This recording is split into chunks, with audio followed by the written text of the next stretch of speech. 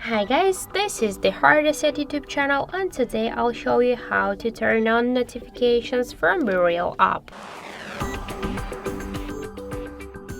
So you can do that into the settings application, so just open it, click here to notifications and scroll down and find BeReal App.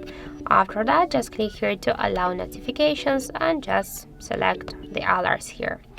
Also, we should just turn on the notifications in BeReal application, so just open the app, tap on the right upper corner, click to the three dots and then tap to notifications.